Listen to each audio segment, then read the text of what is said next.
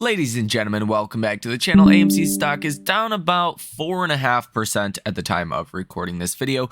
Now, we're going to get into everything you need to know that's happening in the markets today. Stocks are actually doing pretty well. The NASDAQ is up about 1.08%. It seems like you're confirming a breakout to the upside. So today, AMC is not reacting positively like the markets are, but I do think if we go through a breakout in the markets, AMC will react very positively. So we're going to go over that. We're going to get into everything you need to know in that regard. I do think AMC stock is going higher. We're going to look at the Ortex data. We're going to get into the SOT Tracker data, but I also want to go over a stock that I made a trade on for earnings today in after hours. And just go over that data for anyone that maybe is trading that as well. That trade is Wish. Yeah, not a financial recommendation. Do not buy, sell, trade anything that I say in this video. If I say I make a trade, it's because I know that that trade is probably going to zero. 99% chance I will lose money. More like 87% statistically, about 87% of options expire worthless, $0. So be very careful. Do not trade anything that I trade, and it is not a recommendation to buy, sell, or trade anything. So first things first, let's get into AMC stock. Let's give you guys the rundown on that one. Wish, we're going to talk about that at the end of this video, or maybe like middle of the video, but we're not going to start off with that. AMC is currently down 4.84%. It's a pretty rough day relative to what's going on again in the NASDAQ, up 1.09% currently. There's really no rhyme or reason why AMC is down almost 5% today. I can't find any company specific news. I just don't see anything. AMC does have earnings coming tomorrow and after hours, so that is obviously going to be a huge catalyst for AMC. And AMC has went up quite a bit recently, even in the course of like the last week or two. You've went up still, even after today's fall, about 15%. Before then, it was like 25% at the high, just within the past 10 days or so. So you've already seen quite the move. It's not a big shocker to see AMC stock now down about 5% as you're cooling off heading into earnings. Now let's look at the option activity here for AMC stock on the day today. You can see two orders totaling $25,000 with a positive order value of 100%. And these are kind of insane. They're both November 17th, $22 calls. And both of these were purchased, looks like for about $13,000 a piece. One for $12,000, one for almost $13,000. So very bullish trades you have coming through today for AMC stock. Now, I don't know, they're not the biggest dollar amount trades, but I mean, $22 calls, that's kind of insane. So we'll have to wait and see ultimately what happens, but that's a good sign. It's a really good sign heading into AMC's earnings, because this option activity is not retail investors, right? Retail investors didn't make these trades. Who made these trades were big money.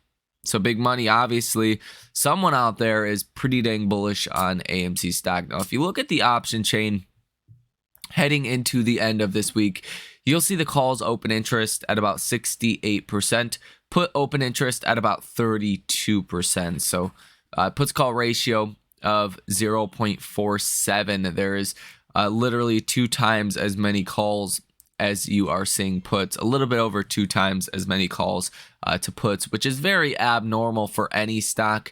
You're not going to find numbers like this, especially, think of your most bullish company. Let me know down below in the comment section, and I will check it out and get back to you in the comment section, because the put to call ratio I think is very important to pay attention to. It's literally showing you how many people might be bullish or bearish for any given time period, and AMC stock, it's like there's bulls everywhere. Now, if you look at the put to call ratio over the next 1,000 days, that is sitting at 0.66, so almost a 2-to-1 ratio of calls compared to puts for the next 1,000 days. That is just something we have not seen in a very, very long time. Now, take this next data with a big grain of salt, because I personally think the numbers are wrong. I personally think the numbers are a lot higher and looking a lot better for a potential short squeeze. But, you know, it's kind of one of those situations you never really know until you know. You have a short interest of free float at 6.54%, $138.64 million currently sold short. Days to cover 0.64. Almost 13 million shares that are currently sold short. Shares out on loan, 15.57 million. Cost to borrow, 1.32%. Utilization of 34.14%. And a short score of 51.4 out of 100. So, you know, the numbers just don't look that great.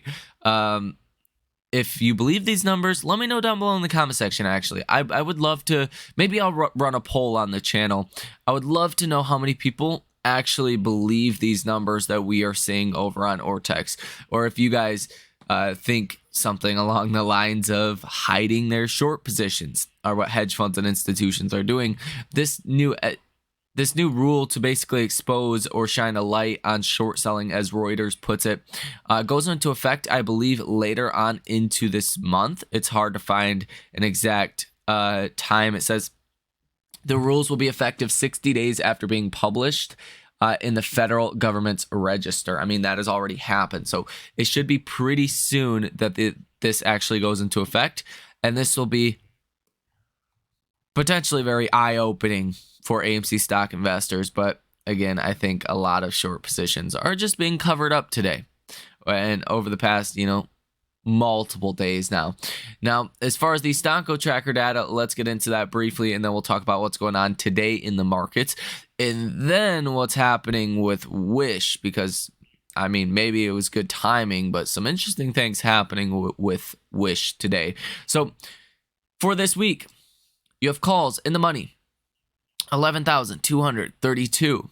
Puts in the money, 8,024. So more calls by like, what, 3,000 or so that are in the money relative to puts in the money. And then you have 73,000 calls out the money and 31,000 puts out the money. More than a 2-to-1 ratio for calls on this expiration compared to puts. So that is, I mean, a really good sign. We don't have the crazy, you know, the highest numbers, right? But they are pretty dang high. And this would be a big deal if you did start to see AMC stock do well following earnings. You could see a lot of calls go into the money quickly, and you could see a lot of hedging that would have to take place, again, pretty dang quickly. Now, let's go ahead and get into what happened today. Now, a little bit of good, a little bit of bad. It's very strange. So, Minneapolis Fed Kashkari says officials have yet to win the fight against inflation. Reducing inflation is the number one thing, Goolsbee said. Now, Kashkari was really the most hawkish Fed member we have heard in quite a while. He goes on to say that we've seen promising signs, but they might not be done with the rate hikes, right? That they might have to raise rates again. We already kind of understand that if inflation does not come back down or continue to fall, then we're going to get another rate hike. But Fed Kashkari today really hammered that point home. And then you heard from Fed Goolsbee that says, quote, golden path of a huge drop in inflation without a recession is still possible. Chicago Fed President Austin Goolsbee believes there's still a chance for a soft landing because of some of the strangeness of this moment. There is the possibility of the golden path. We have got inflation down without a recession, he said. The Fed president said the central bank will be data dependent going forward. Goldsby says the fastest drop in the inflation rate in any year was 1982. We'll see what happens over the next couple of months. We might equal the fastest dropping inflation in the last century. We're making progress on the inflation rate. And then he says, stressed that accomplishing such a golden path against a historic surge in inflation won't be an easy task.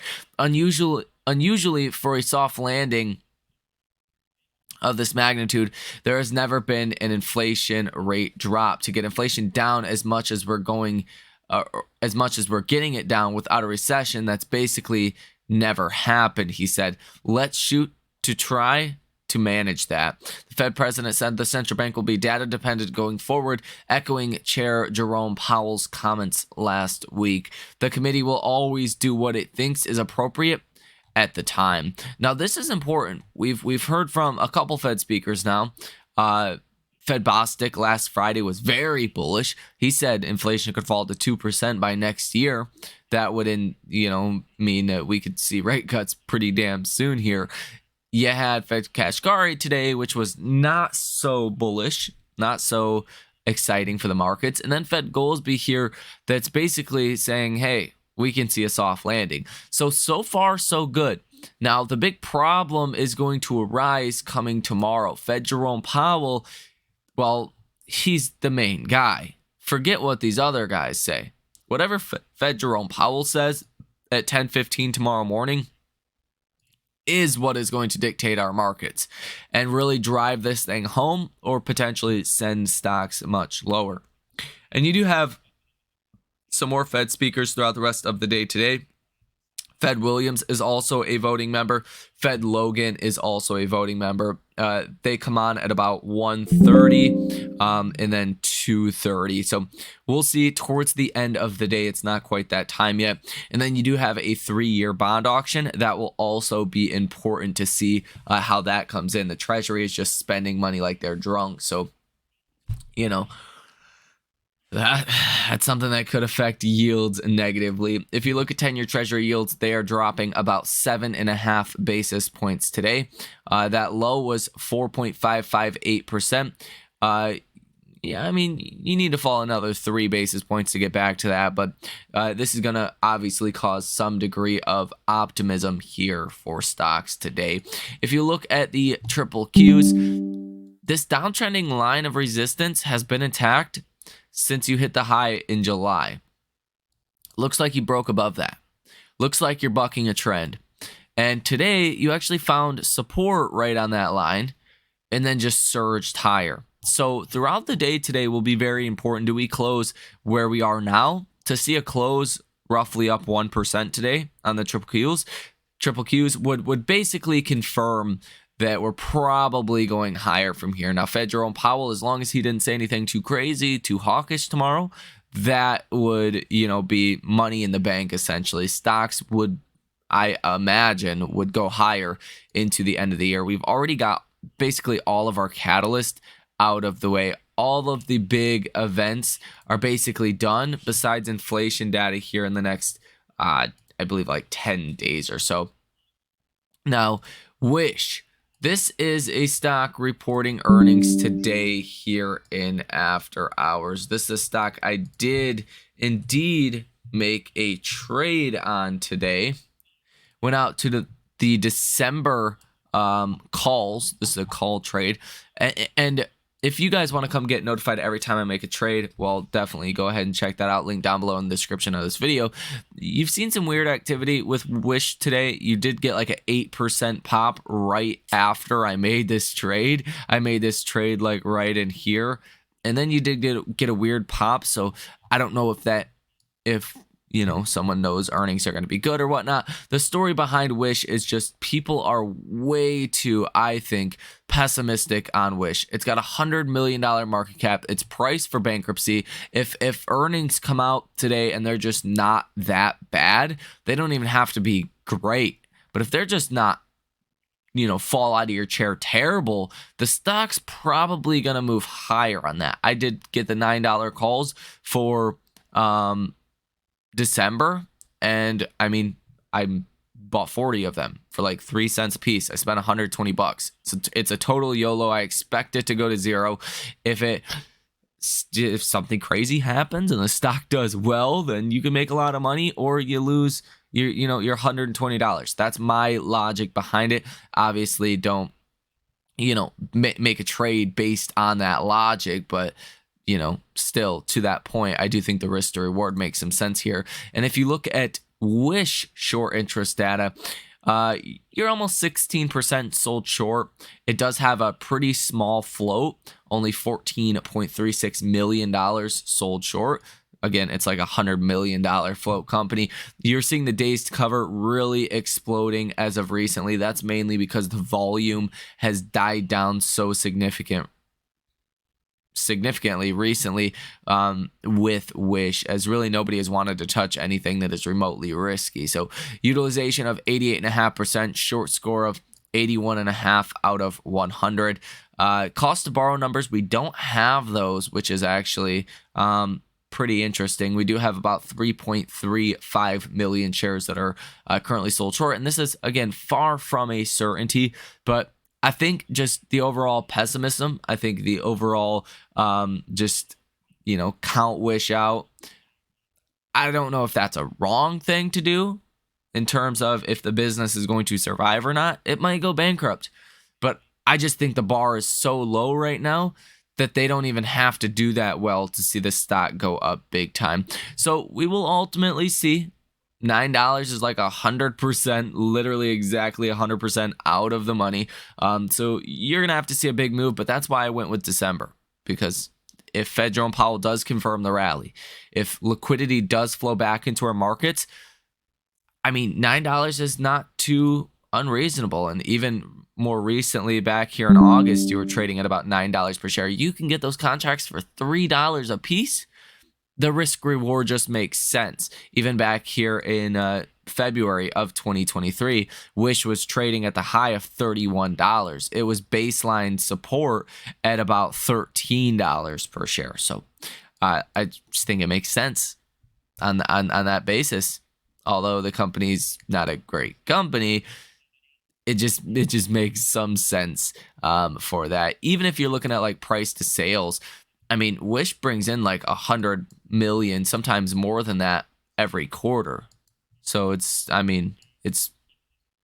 not like a, I don't know how to say this. They actually do have a business behind them to some capacity or another. So let me know what you guys think about this trade. Let me know what you guys think about AMC. How are you guys looking at our markets right now? Do you think stocks are going to fall? Do you think stocks are going to rise? Let me know all of that information down below in the comment section. Hit the like button, subscribe to the channel, and source your comments, questions, or concerns down below in the comment section. Again, if you guys want to come trade with us live in real time, link down below in the description of this video. You guys have a great rest of your day, and I will see you in the next one.